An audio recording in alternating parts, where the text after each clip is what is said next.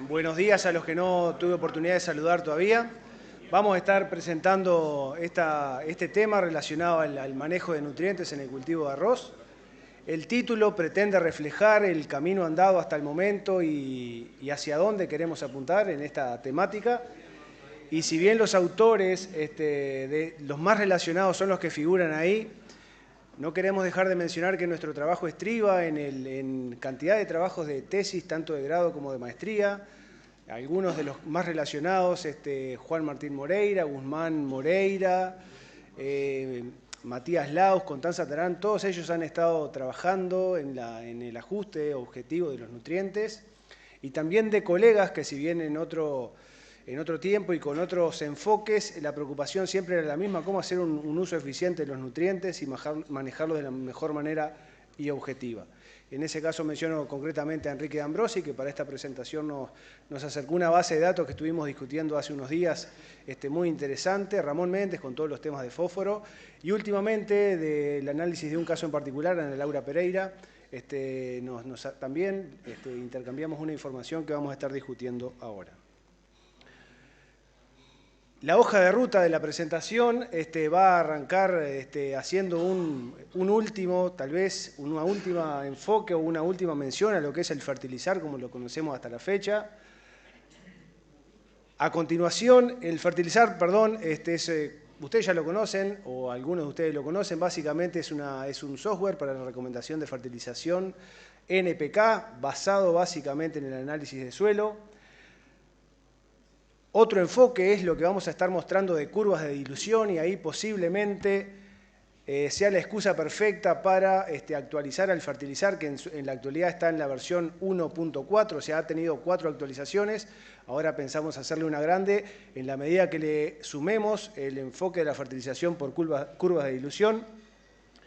Y por último, y eso es hacia donde queremos ir, empezar a pensar en un manejo multinutricional y que sea tan flexible o más flexible que las curvas de dilución de nitrógeno, y que nos permita mirar el cultivo desde etapas tempranas hasta etapas muy avanzadas. A eso lo vamos a estar discriminando en la presentación como fase 1, fase 2 o fase 3. Y concretamente, y para hacer este último recuerdo de lo que es el línea fertilizar, es el manejo objetivo, como dije, de NP y K. Las entradas del software son esos parámetros de suelo que ustedes están viendo ahí. El software es capaz de dar una devolución independientemente de la cantidad de parámetros que se ponen, o sea, en función del parámetro que se ponga va a dar una recomendación de fertilización. Las salidas son tantos kilos de N, tantos kilos de P y tantos kilos de K, y el modelo promete un ajuste que en promedio anda en el 60%. Eso es importante resaltarlo porque evidentemente en ciencia no podemos decir que el 100% de los casos van a estar contemplados dentro de nuestra predicción, pero sí un 60% en situaciones de campo es un número bastante interesante y bastante importante. Hasta el momento, la última validación comercial que conocíamos era esta del proyecto de transferencia a CAINIA, GMA, FLAR, ANDE, que lideró nuestro antiguo director Gonzalo Zorrilla, que está por ahí. Y ellos en 3 años, en múltiples localidades, 42 situaciones y manejando la fertilización, entre otras variables de manejo N, P y K, encontraron en una comparación pura y dura, cuando uno dice qué porcentaje de éxito sobre el total de casos, fue un 62%, y ese 62%, allí está Gonzalo, ahora lo vi, ese 62% copia bastante lo que promete el modelo para un 62% o un 60% de los puntos, ajustando ese modelo propuesto. Lo mostramos porque era lo último que conocíamos hasta la fecha. Nosotros lo hemos validado en cantidad de instancias, a nivel comercial, a nivel parcelario, pero eso ya no lo mostrábamos más. Esto lo mostramos el año pasado o el otro año porque creíamos que era lo más nuevo. Y el año pasado descubrimos otra fuente de información, que es una base de datos de TIMAC. Si no estoy equivocado, los ensayos fueron conducidos por Asinagro.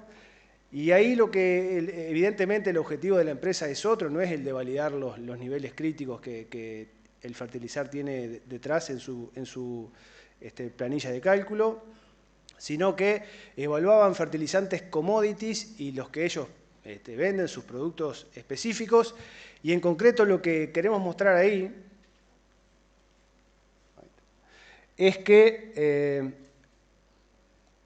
la barra violeta es lo que diría la propuesta de manejo fertilizar de INEA, que se obtienen muy buenos rendimientos cuando se fertiliza en forma conjunta con P y con K. No le den mucho caso a la estadística, a la separación de medias, porque este ensayo es un factorial y hay muchos otros tratamientos interactuando. El punto es, y a ojo de buen cubero, que cuando la estadística se hace, si fuésemos a comparar solo estos tratamientos, la diferencia mínima significativa que tiene esta diferencia no estaría dando diferencias significativas. Por lo tanto, para este caso es más claro todavía, algún caso se desajusta. Lo que queremos decir con esto es que los niveles críticos, tanto para fósforo como para potasio, encontramos que son muy válidos y que son todavía vigentes.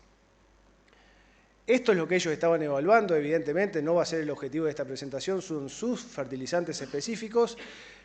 Ellos dicen que con menor dosis pueden lograr una eficiencia mayor, principalmente en lo que es potasio, por un tratamiento especial que le hacen a su fertilizante. Cualquier duda que tengan de esto, háblenlo con ellos.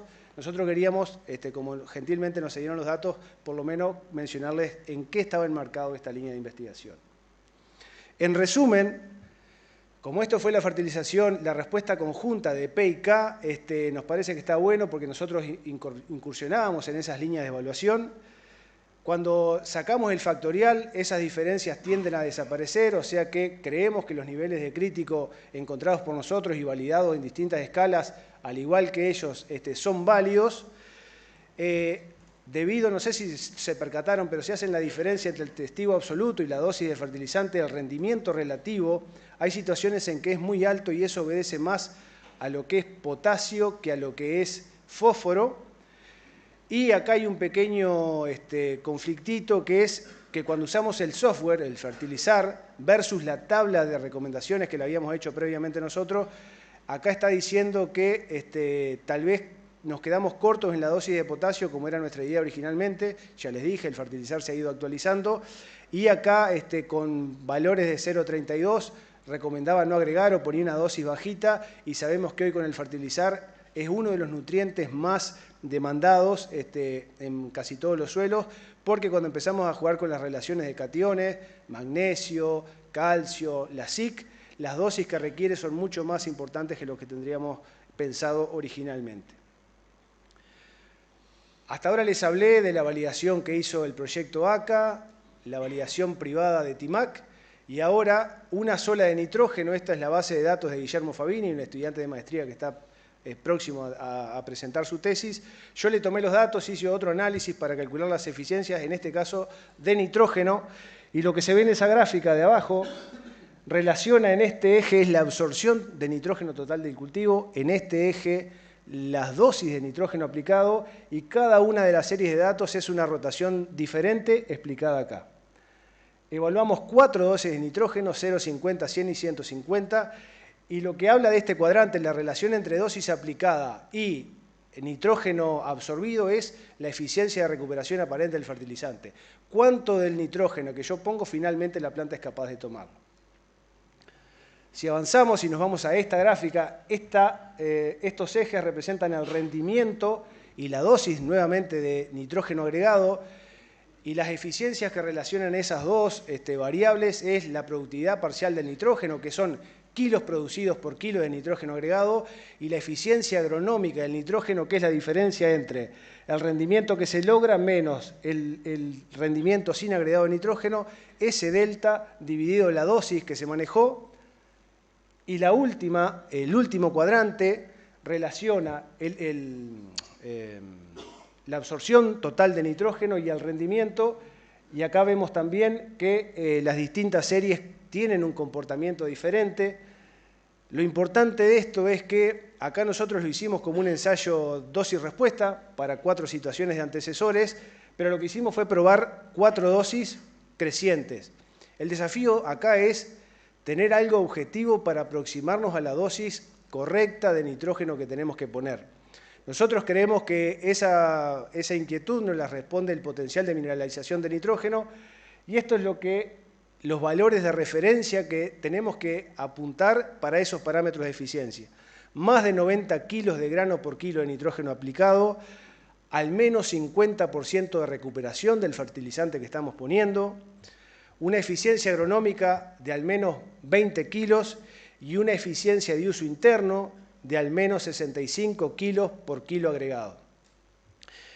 Estos números, que como vamos a ver ahora nosotros los obtenemos con relativa comodidad si hacemos un manejo objetivo del nitrógeno, esto es un estándar súper exigente cuando se lo compara con las condiciones internacionales de fertilización de nitrógeno en arroz.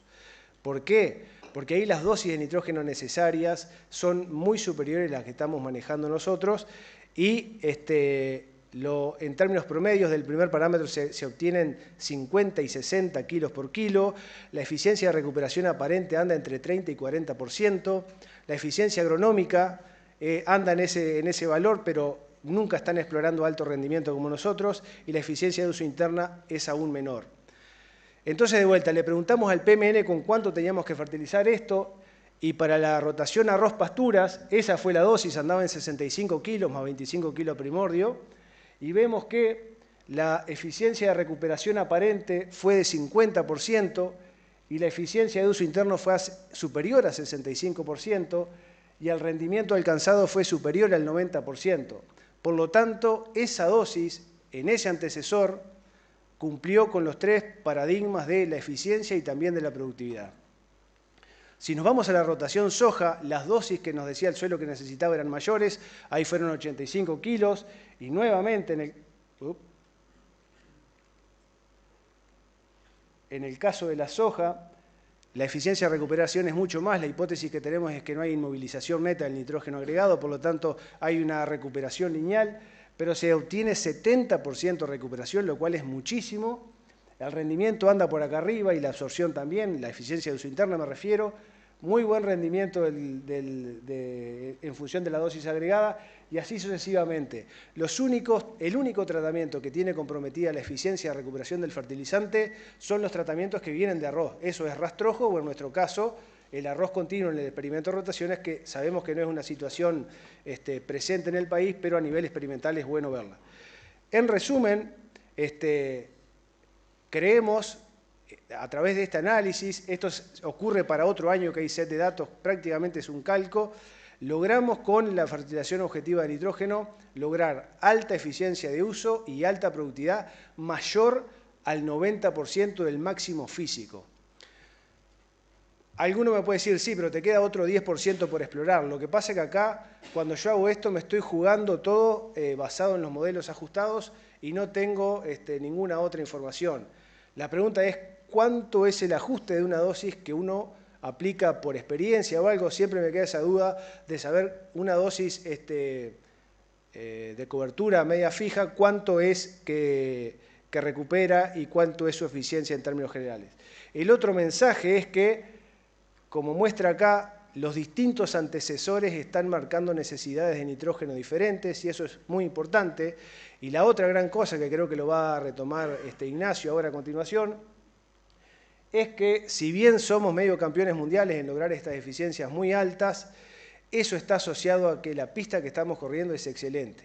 Y esa pista es rotaciones no muy intensivas, que incluyan pasturas y todos otros beneficios que tiene nuestro sistema, que si no lo tuviéramos, no estábamos hablando de esto y seríamos una situación más de las otras que hay en el mundo. Terminamos la etapa 1 y ahora nos ponemos en la etapa 2 y recuerdan que era darle más flexibilidad a la fertilización objetiva de nitrógeno. Hasta ahora nosotros decíamos, fertilizamos a macollaje, fertilizamos a primordio, pero eso son ventanitas muy chicas y tenemos que estar en el momento justo. Para PMN o para la cobertura a macollaje es relativamente sencillo porque el muestreo es a siembra, pero cuando nos vamos a primordio es realmente complicado porque tenemos que estar en el momento justo para el cambio de ápice, aplicar la urea ahí, y si tenemos muchas chacras en distintas situaciones se complica un poco. Con la adopción de las curvas de dilución de nitrógeno, que tal vez sea la excusa, como dije, para hacer un fertilizar 2 con esta nueva utilidad, el periodo queda mucho más flexible porque desde 15 días antes de primordio hasta 45 días después de primordio, ya estamos en embarrigado, podemos ir en cualquier momento y el modelo ajustado, como van a ver, nos dice qué concentración de nitrógeno tendría que tener ese cultivo y saber si está en deficiencia o en exceso o está adecuado. Entonces, ¿qué son las curvas de nitrógeno? Para empezar, evidentemente es una determinación que se le pregunta a la planta cómo está de su estatus nutricional, y es que a medida que el cultivo tiende a crecer, acumula más materia seca, por lo tanto la concentración de nitrógeno en planta baja. La otra cosa importante es que para todo lo largo del ciclo del cultivo hay una concentración de nitrógeno mínima que asegura la máxima acumulación de materia seca. Evidentemente, esa relación entre la máxima acumulación de materia seca y, en definitiva, el rendimiento, que es lo que nos importa, está posibilitado porque en los últimos años hemos liberado, o el programa de mejoramiento ha liberado, materiales que tienen un índice de cosecha bastante estable. No es 144 ni tacuarí, que muchas veces tiende a irse en hoja, y no, esa partición en el grano no está tan clara. Debido a que la variable tiempo está considerada en la materia seca, esta permite múltiple chequeo a lo largo del ciclo, tanto sirve para definir una fertilización como para chequear una fertilización pasada, a veces cuando dudo si tuvo efecto, si no perdí la urea, etc. Y lo más importante es que la curva permite una relación con instrumental de sensoramiento remoto, léase drones, satélites, escáneres de mano, para facilitar el trabajo. Este es el punto que para mí me parece que es más crítico y el que se tiene que llevar, es que para cada momento del ciclo del cultivo hay una concentración de nitrógeno mínima que maximiza la materia seca. Estas son las dos curvas de nitrógeno que ajustó Juan Moreira en su tesis de maestría. La hicimos para Merín y Paragua en el entendido de que queríamos ajustar para una variedad índica y otra japónica, y que esas variedades índicas y japónicas tendrían que cumplir con el supuesto que dijimos, estabilidad en el índice de cosecha, pero muy alta productividad también.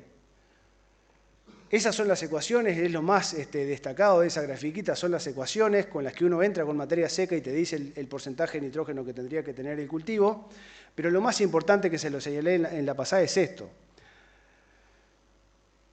Vean que en el eje de las X es la acumulación de materia seca y en el eje de la Y el contenido de nitrógeno, la concentración de nitrógeno.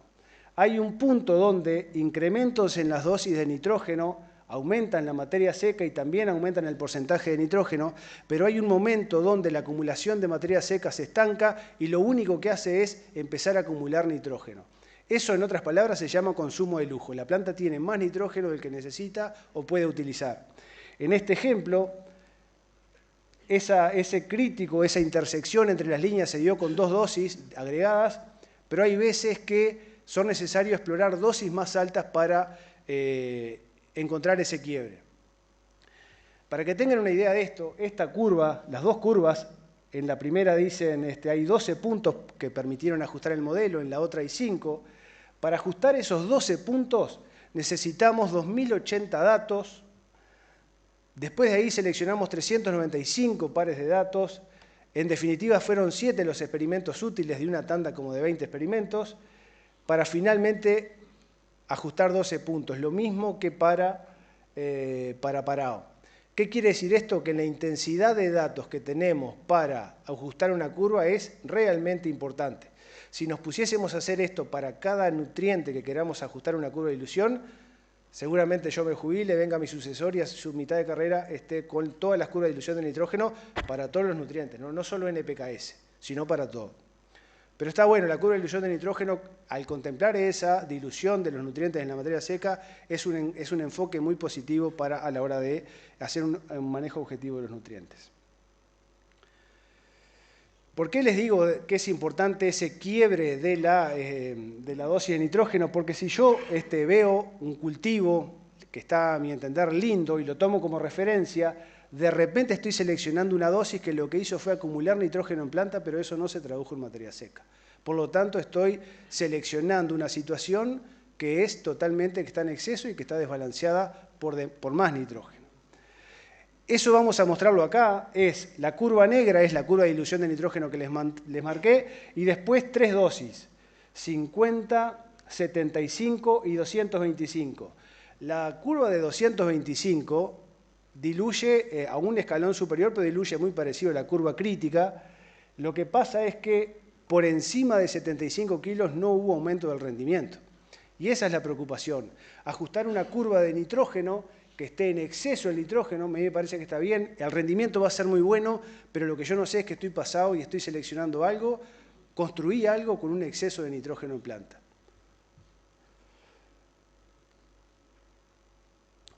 De esto nosotros tenemos pocas validaciones, hemos recién entrado a validarlo previo a incorporarlo en el software que pretendemos hacer.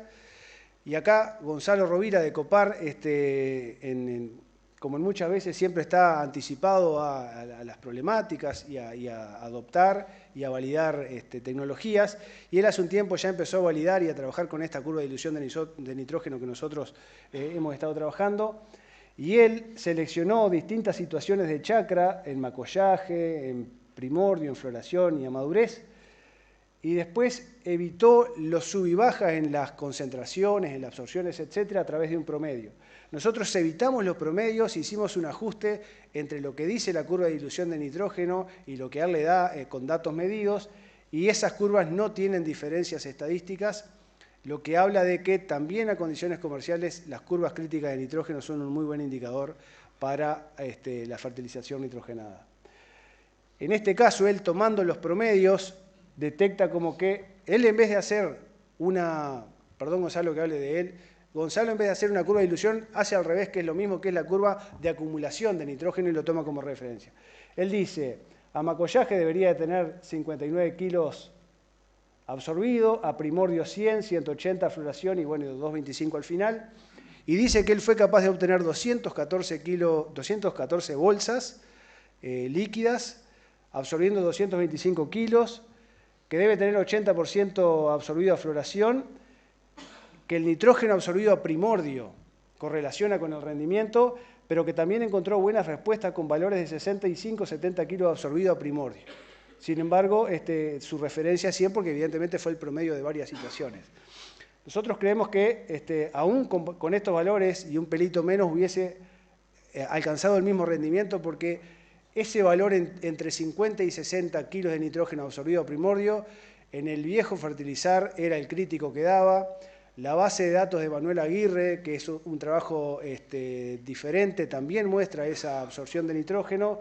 Y los trabajos de Juan Moreira en las dos curvas también muestran ese nivel crítico a primordio. Por lo tanto, capaz que el 106 está un poquito para arriba, pero el enfoque que le está dando Gonzalo a sus chacras y a estas situaciones es muy bueno y creemos que es un adelanto enorme en cuanto al manejo objetivo de nitrógeno a lo largo del ciclo. Por último, también en el trabajo de Juan Moreira, Juan lo que hizo fue darle una vuelta de rosca más y relacionar el NDVI con el INN. El INN, que es índice de nutrición nitrogenada, es la relación entre la concentración de nitrógeno actual versus la de referencia. Por encima de 1 está en exceso, por debajo de 1 está en déficit. Y acá lo que hizo Juan fue relacionar en algo práctico y rápido NDVI con INN. Y a su vez, luego que tenés el INN, fabricar una recomendación de fertilización que es diferente a lo largo del ciclo del cultivo porque la eficiencia de recuperación del fertilizante es diferente en las etapas iniciales que en las etapas tardías. En etapas tardías, evidentemente, la eficiencia cae porque ya tenemos agua en el cultivo, porque hay volatilización, etcétera, etcétera. No sé cómo vengo de tiempo, pero yendo al último punto, ¿5 minutos? Ah, bien. Sí, la última etapa dentro del manejo objetivo de nutrientes es lo que llamamos análisis multinutricional DRIS, también es un análisis en planta. Y en definitiva lo que hace esto es un poco diferente al enfoque que siempre manejamos de críticos. Tiene que tener tanto para no mostrar respuesta, por encima de tanto no responde, por debajo de tanto sí. Esto es complementario y es un equilibrio nutricional. Es llevar cada factor controlable en planta que afecte al rendimiento a un óptimo, a un equilibrio para alcanzar ese rendimiento máximo. Evidentemente levanta las limitantes del nivel crítico, porque el nivel crítico es para un momento en específico. Ese momento específico tiene una concentración de materia seca y vimos que hay muchos nutrientes que se diluyen conforme aumenta la materia seca. Por lo tanto, cuando se trabajan con relaciones de nutrientes es mucho más estable a lo largo del ciclo del cultivo. Uno podría hacer muestreos tanto en primordio, en embarrigado o un poco más adelante y tendría casi la misma relación. Se requiere un N grande porque, en definitiva, necesitamos tener una población de muy alto rendimiento y una población de muy bajo rendimiento. para empezar a construir los valores de referencia que se llaman normas DRIS. Ahí puse entre 150 y 200. Recuerden el dato que les mostré anteriormente para curvas de dilución.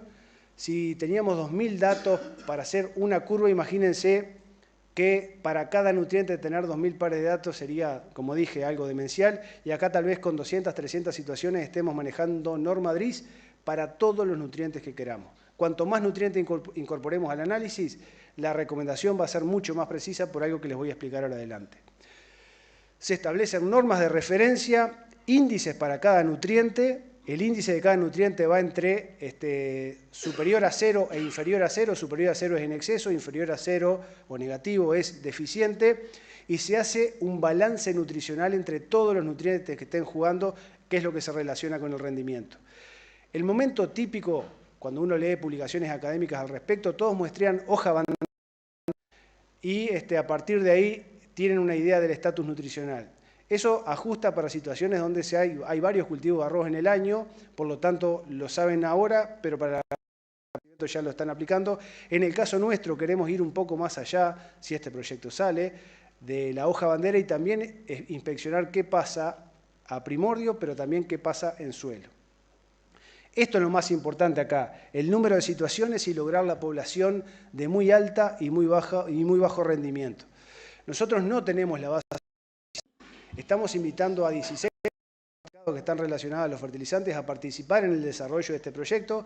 Muchas de ellas nos han dicho que sí, que van a participar, porque evidentemente esto es muy intensivo en datos y el valor de los análisis cuesta muy caro, pero en definitiva lo que queremos hacer es también hacer un desarrollo conjunto de esta tecnología.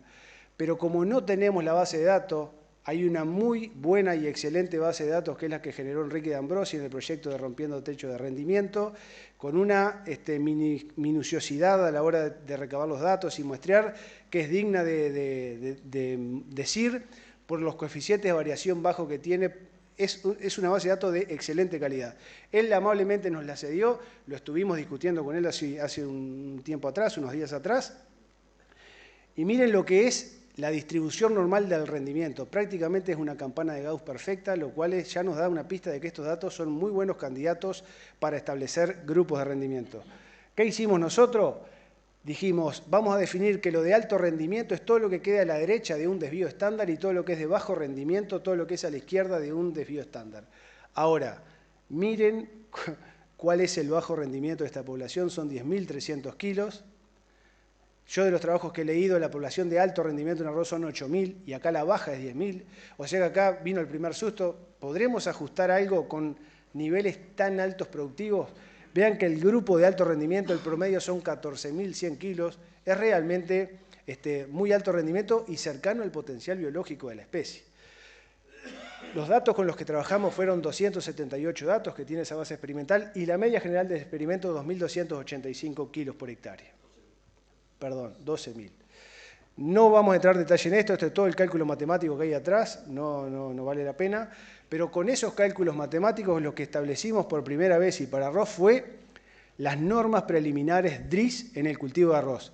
Entonces, para todos esos nutrientes y sus relaciones, después de todo el proceso matemático, encontramos cuál es la relación óptima.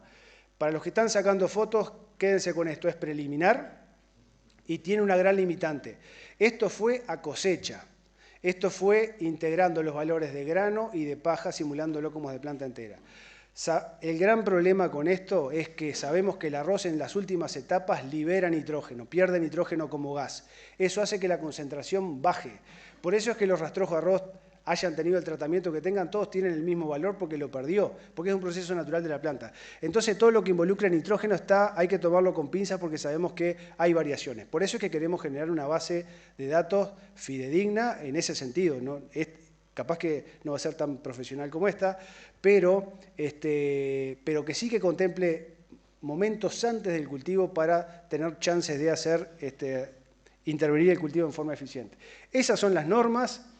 Y lo importante es que cuando hacemos el índice nutricional, acá lo importante del índice nutricional es que no solo nos fijamos en el nitrógeno como tal, sino que nos fijamos en el nitrógeno de a pares de datos. Entonces, para un valor de índice de nitrógeno tenemos como 7 combinaciones posibles que nos dan veracidad al índice que estamos construyendo para cada nutriente. El cuento corto es que para nitrógeno, el 60% de los casos de la base de datos estaban por encima de cero, por lo tanto tendrían que estar levemente en exceso, el 40% en deficiencia y los rangos era de menos 20 a más 20 y así sucesivamente. Lo que llama la atención acá es el potasio, donde el casi 90% de los casos estaba en una situación de deficiencia y solo el 10% en una situación de exceso. La contracara de esto es el archienemigo, digámoslo así, del potasio, que es el magnesio, que tiene igual radioiónico, que tiene una carga menos, pero también la planta como toma cargas y lee cargas, mete magnesio también para adentro. Acá es al revés, deficiencia casi nada y exceso en todo lo que el potasio estaba en deficiencia. Zinc igual, manganeso 62, nunca nos hubiésemos puesto a pensar que manganeso podía tener algo que ver. El azufre casi mitad y mitad y el fósforo también casi mitad y mitad y estos son los rangos. Un comentario acá. Cuando un cultivo está realmente desbalanceado en nutrientes, no son estos valores acá el máximo es 58 y 62, es de 300, está realmente desbalanceado. Y acá esto tiene sentido, está levemente desbalanceado, pero esto lo que explica es por qué obtuvimos 12.800 kilos de promedio y un grupo de alta con 14.000 kilos de promedio. Entonces tiene sentido. Está desbalanceado, pero no está tan desbalanceado como en otras situaciones. Eso explica los rendimientos que ya tenemos en ese tipo de situaciones. Y lo otro es el índice de balance nutricional, cómo afecta al rendimiento, y vemos que aún con esos rendimientos, a medida que el índice de balance nutricional que involucra todos los nutrientes que estamos trabajando crece, el rendimiento tiende a caer. Acá los agrupamos por distintos tratamientos de esa base de datos, pero miren cómo tiene fidelidad para discriminar entre rendimientos que van de casi 13.000 a 11.000 dice, sí, 2 toneladas a esos niveles productivos. Esto es realmente, para mí me pareció muy interesante porque aún explorando los potenciales de rendimiento biológico, la planta se entera de si hay un desbalance nutricional en planta. Lo mismo pasó para los otros, para los otros tratamientos. 5. Y me tenías que haber avisado, Clara. Ya me voy. Si bien los R cuadrados son bajos, los modelos son significativos para todas las situaciones. Lo último, relacionado a lo que dijo Federico hoy de los anaranjamientos. Esto lo vio Ana Laura Pereira antes en zafras anteriores de recorrida que hacía, no sé si viendo semilleros o qué, pero lo importante es que lo vio el año pasado también en el campo de semillas, donde en la ladera el cultivo estaba bárbaro y en el bajo el cultivo se anaranjó. Y nos preguntamos qué sería. Después yo lo vi en alguna recorrida de campo también. Graciela está acá, lo vimos en el campo de ella, en la gira de verano. Y esto es lo que encontró Ana y estuvimos discutiendo en estos días, en estas semanas pasadas. Esta es la diferencia de nutrientes que tenía una planta sana o no afectada y una afectada. Uno tiende a pensar que, bueno, la afectada tiene más magnesio que la no afectada. El potasio está más bajo, entonces capaz que digo, tengo que llevar el potasio hasta acá. Lo mismo con el fósforo, tengo que subirlo hasta 2.25. Lo mismo con el zinc. Así pensaría uno, yo pensaba así hasta hace poco tiempo, de que todo hay que llevarlo hasta un patrón de referencia que es este. En base a las normas que estamos ajustando, y vean que el valor de la norma es lo que está en rojo acá, vemos que la diferencia entre afectada y no afectada, vemos que la sin síntomas tiene un equilibrio igual que la referencia y la que está bandeada es esta. ¿Y eso qué es? ¿Porque tiene mucho magnesio o porque tiene poco potasio? ¿O porque están las dos cosas ocurriendo? Si nos vamos a la relación nitrógeno-potasio, vemos que sin síntomas pega en el palo con la norma y la que está disparada es esta. Y ahí de vuelta, ¿es que tiene poco potasio o que tiene mucho nitrógeno? Si dijimos que el potasio andaba bien por acá, seguramente el potasio anda bien y lo que tiene esto es un poquito más de nitrógeno para el potasio que tiene. El zinc, vemos que la norma es 7 y tiene la mitad. De vuelta, ¿es mucho zinc o es poco zinc o es mucho fósforo? Y bueno, no sé, cuando vemos fósforo y magnesio vemos que pasa lo mismo, pero si dijimos que magnesio estaba bien acá en esta relación, lo que está pasando acá y se ajusta con esta también es que está pasado en fósforo. Entonces acá lo que está pasando es que aún conservando, creo Ana que usás el fertilizar y objetivamente la planta está tomando mucho más fósforo de que lo que le estamos poniendo. Entonces De esto se trata, de leer la nutrición considerando todos los parámetros que podamos y evidentemente una vez que esto esté disponible, la flexibilidad para usar esta tecnología va a ser mucho más larga a lo largo del ciclo y creemos que nos va a dar mucho más elementos para un balance nutricional dentro de la planta. Terminando, creemos ciegamente en el manejo objetivo de nutrientes y creemos que es la forma de combinarlo mejor. Eficiencia, productividad, etcétera, y cuidando el ambiente, que es la otra cosa muy importante. Hasta la fecha tenemos algo sólido, creemos, en base a análisis de suelo para hasta macollaje. Después vamos a incorporar la curva de dilución de nitrógeno que está dando muy buen resultado también. Y tenemos que pensar al futuro, que es considerar todo lo que no hemos considerado hasta ahora, porque encontramos una metodología que nos permite de forma ordenada empezar a trabajar con los otros micronutrientes y también otros macro como el azufre. Y sería la forma de tener ese balance nutricional que nos permita aproximarnos al potencial biológico de la especie. Muchas gracias.